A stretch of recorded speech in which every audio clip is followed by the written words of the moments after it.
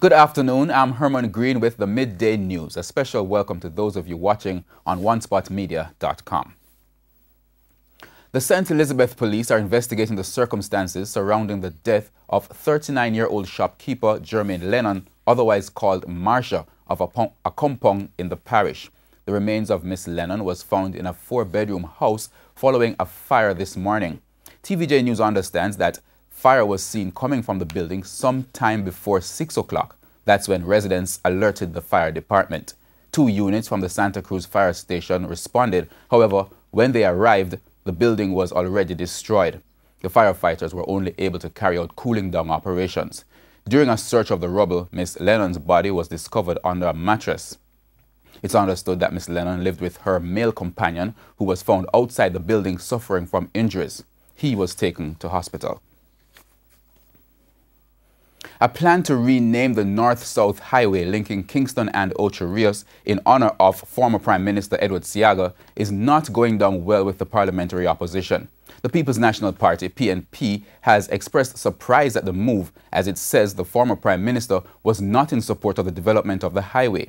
In an interview with TVJ News last night, PNP General Secretary Julian Robinson further outlined why the party is not in favor of the highway being named in Mr. Seaga's honor.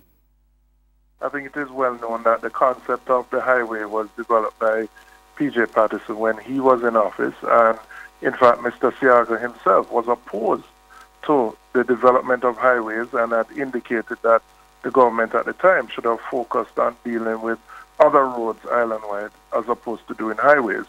So while we are not against national monuments being named after Mr. Seaga, we are certainly surprised that the Prime Minister would have chosen a highway, and a highway that was not supported by Mr. Seaga, to be named after him.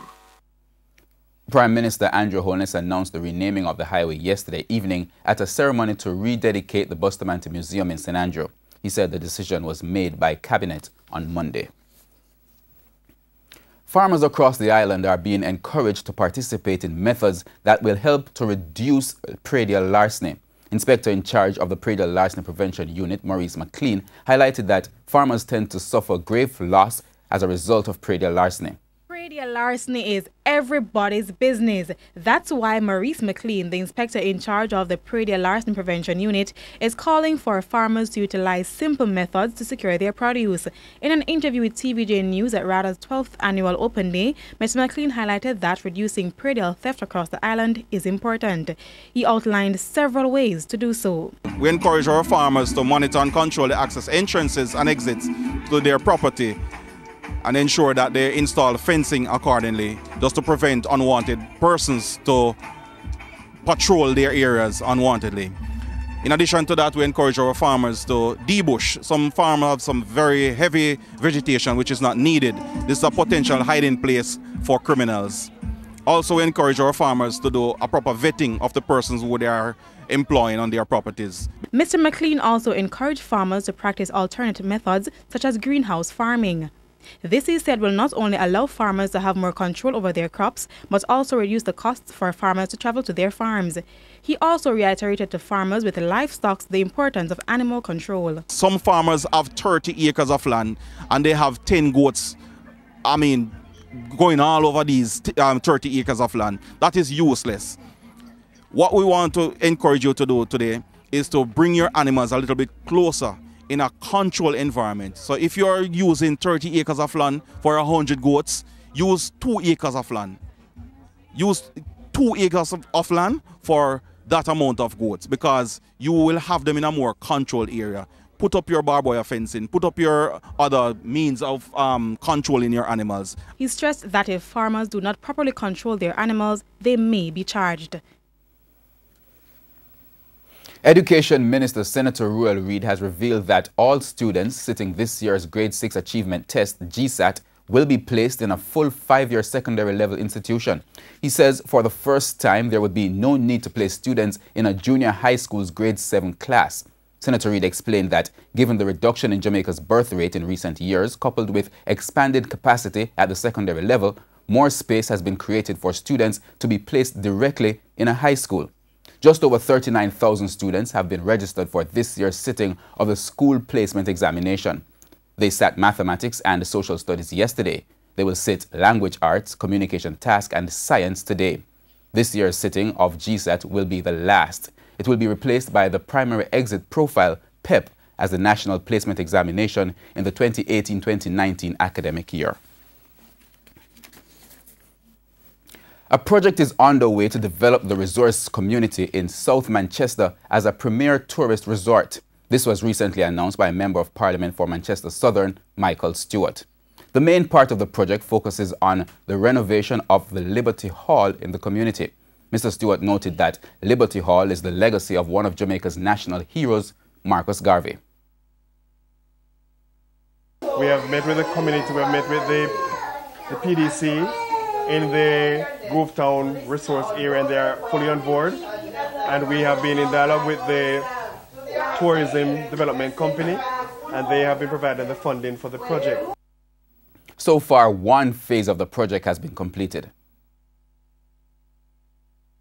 We have done the sidewalk and some nice curb and channel area, some flower gardens, and we're going to now be embarking on fixing the windows, the doors, and the roof. A bust of Marcus Garvey is to be mounted in the town square, which Mr. Stewart says is aimed at raising the awareness of and respect for Marcus Garvey.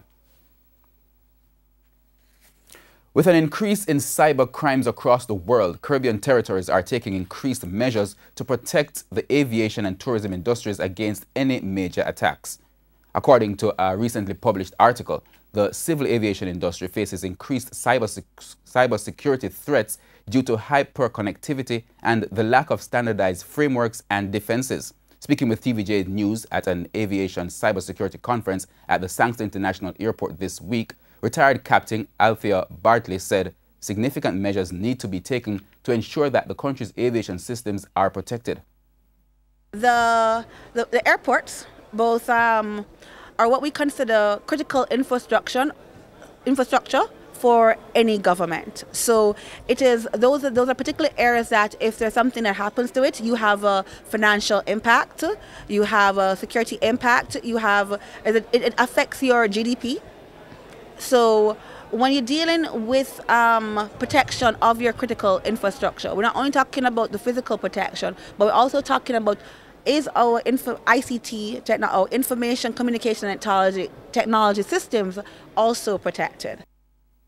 Captain Bartley further pointed out that as a region comprising North and South America, they are hoping to bolster the aviation sector to prevent it from any possible threat. Meanwhile, on the tourism side, countries could lose millions, if not billions, in revenue. Air traffic control, not only from the southeastern portion of the United States, but going straight up to the eastern seaboard. So when you look at the air traffic control aspects, especially as it relates to tourism, our main industry, cybersecurity helps us to protect those things that are crucial national assets to us in the country. Another thing that you have to look at is that the tourist information system, as relates to bookings, reservations, all those sorts of things, they are IT based, and we cannot have those aspects of our industry compromised by vulnerabilities that may exist in our system. In international news, armed police have shot a suspect who took hostages at a supermarket in a southern town in France on Friday. The gunman, who is reported to have killed 3 people, is now dead. We have the details from the CNN. What Philippe said, what we already know is that there were 4 gendarmes who were out jogging this morning. They were attacked first by a car that tried to run them over, and then by gunshots, gunfire, and one of the gendarmes was wounded, is taken to the hospital, not seriously injured. And then apparently the same person went to the Super U market in Treb. And the mayor says that, in fact, he believes that 1 person has been killed and they told the newspaper that, and that there were several injured. But that kind of injury count and kind of fatality count is something we really can't verify at this stage. The situation is ongoing. The gendarmerie down in Treb says that they are, on the scene and waiting for backup from the SWAT teams who will be arriving there sometime shortly, one would imagine. In any case, to sort of resolve this situation, we don't know how many hostages they are holding in the supermarket itself. It's a Friday morning. There probably would have been a number of people in there doing their weekend shopping, that sort of thing. So it's likely that there are a fair number of hostages in the supermarket, although it's a very small place. And in fact, Treb itself is a very small place, Max.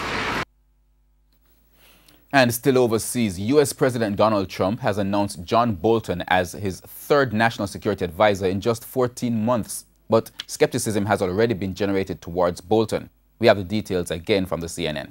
President Trump is announcing that he is going to name a new national security advisor, of course, the highest ranking foreign policy advisor essentially inside his administration, announcing on Twitter just a few moments ago that General H.R. McMaster will be out and is going to be replaced in the next week or so with John Bolton. Let's read this here, Wolf. He says, "I am pleased to announce that effective April 9th of 2018, Ambassador John Bolton will be my new national security advisor. I'm very thankful for the service of General H.R. McMaster, who has done an outstanding job and will always remain my friend. There will be an official contact handover on April 9th.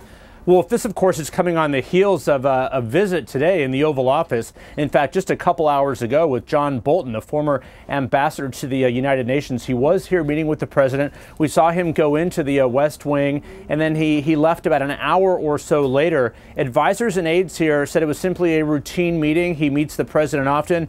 But, Wolf, what it was the final job interview with John Bolton and the president. Now, Wolf, this is coming at a very critical time here. We have been reporting this for, I would say, the last 2 weeks or so, that H.R. McMaster is going to be the next high-ranking departure here. So this is simply confirming that. But it certainly is adding a much more conservative voice, a very different voice into this administration. And we go on to sports. Kingston College and the champions Edwin Allen are the respective boys and girls leaders in the fourth and penultimate day of the Issa Grace Kennedy Boys and Girls Athletics Championship at the National Stadium. Kingston College, the 31-time champions, are on 69 points and are followed by defending champions Calabar on 64, Jamaica College 36, St. Jago 18, Wolmer's on 17, and Petersfield with 16 points, rounding out the top 6. Edwin Allen, hunting a 5th straight title and 6th overall, leads the girls' standings with 45 points. They are followed by Heidel 32, Homewood Technical 29, Excelsior 22, Rossi's 21, and Veer Technical 16 points, rounding out the top 6 so far. Now, 3 records were broken on day 3, including the impressive 16-year-old Kevin Davis of Edwin Allen, who broke Anisha McLaughlin's 16-year-old Class 2 200-meter record of 23.12 seconds to get a new mark of 22.92. The record, Kevona Davis blows his field away, looks around, looks at the clock. 22.93 for Kevona Davis. 0.57, the win reading. And ladies and gentlemen, we have a record. Brilliant run from Kevona Davis. And to think she eased up at the end. I see it as an opportunity to break it, so I don't feel a lot of pressure in the finals to break it. The other 2 record breakers of the day were Arimania Rogers of KC, who set a new mark of 5 minutes 49.46 seconds to win the boys' 2,000-meter steeplechase open, while Shante Foreman of Excelsior, who leapt to a new record of 1.80 meters to win the Class 3 girls' high jump. A total of 4 records have been broken so far at the championship. Meanwhile, 25 finals will be contested today. Action got underway this morning at 8:30 with the 70-meter hurls for Class 4 girls and the triple jump preliminaries for Class 2 boys. Live coverage is on TVJ, TVJ SN, OneSpotMedia.com, while radio commentary is on Hits 92 FM. And that's the Midday News. I'm Herman Green. Join us at 7 for the Primetime News Package. On behalf of the news, sports, and production teams, good afternoon.